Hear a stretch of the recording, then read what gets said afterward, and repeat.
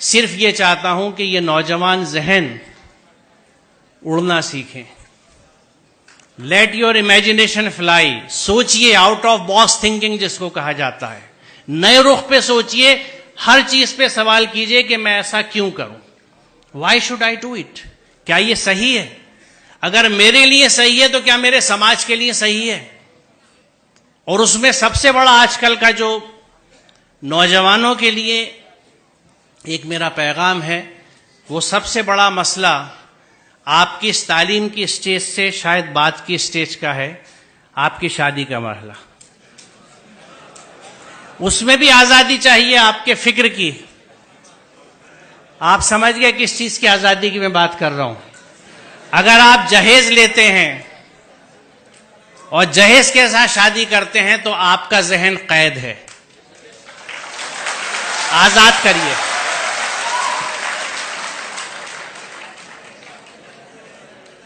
اور ایک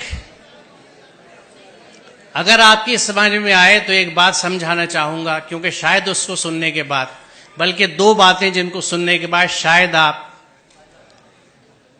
سسرال کے پیسے کی طرف نہ دیکھیں.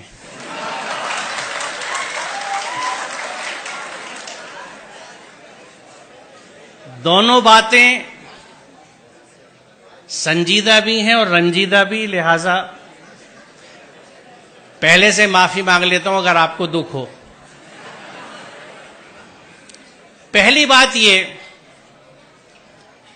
میں یہ سمجھتا ہوں کہ یہاں اکثریت مسلمانوں کی ہے، اور جو مسلمان اپنے آپ کو کہتا ہے وہ اللہ کے ہر حکم کو مانتا ہے. مسلمان کا مطلب یہ ہے.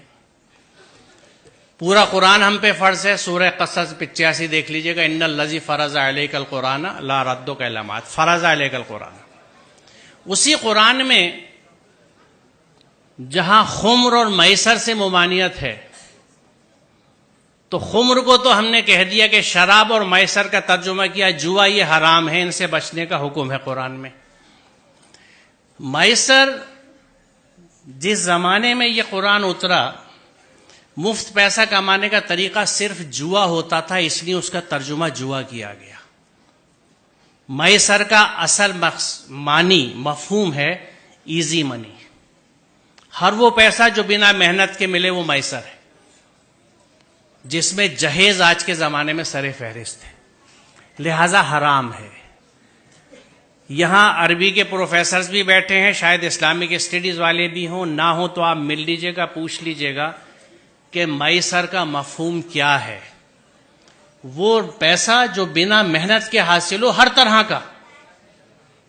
اس میں جوا بھی ہے، سٹا بھی ہے، ریس بھی ہے، اس طرح کی اسٹاک مارکیٹس بھی ہیں جن کو سٹا ہی کہا جاتا ہے. یہ سب حرام ہے.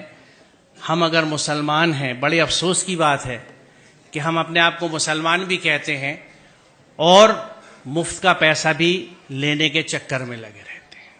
اس ذہن سے آزاد ہونے کی ضرورت ہے. دوسری چیز، الحمدللہ بیٹا بھی پالا ہے اور بیٹی بھی پالی ہے.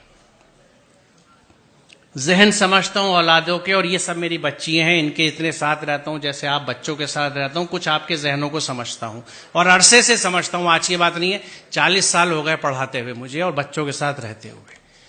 اس تجربے سے میں آپ کو بتا رہا ہوں کہ بچی اپنے ماں باپ سے بہت محبت کرتی ہے. آپ اپنے گھر میں دیکھ لیجئے گا، اپنی بہنوں کو، اپنی ماں کو دیکھ لیجئے گا، میں کیسے کتنا بڑا رشتہ ہے ان کا.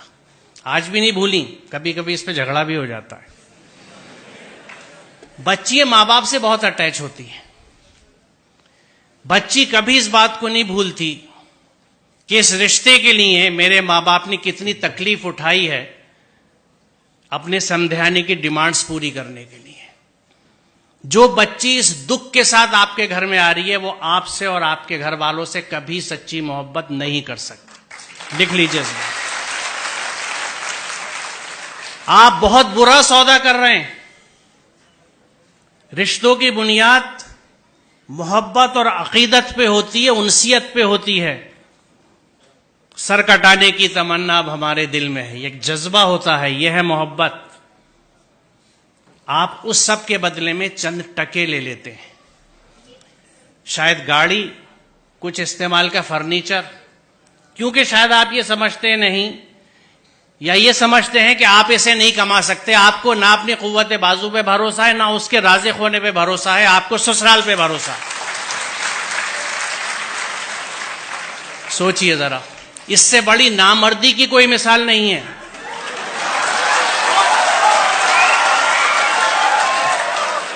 اور ہم کلیم کرتے ہیں کہ ہم مرد ہیں، مردانگی پہ لڑتے پھرتے ہیں. یہ کیسی مردانگی ہے کہ عورت کے گھر کے پیسے پہ آپ کھانا کھاتے ہیں، اس کا سامان لیتے ہیں.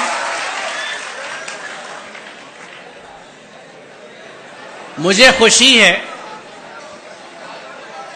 کہ اتنے ویہمنٹلی آپ نے اس کنسیپٹ کو ریسپونڈ کیا ہے، اور مجھے یقین ہے کہ یہاں کے 90% بچے یقیناً اس پہ عمل کریں گے، کیونکہ جو جوش اور جذبہ آپ دکھا رہے ہیں. تو آج کی اس یوم آزادی کی صبح پہ یہ طے رہا، یہ پلیج لی ہم نے کہ ہم اس ذہن سے آزاد ہوں گے، ہم اپنی محنت کا کھائیں گے، اپنی محنت سے پیسہ لیں گے، میسر نہیں لیں گے، جہیز نہیں لیں گے. بہت شکریہ. خدا حافظ.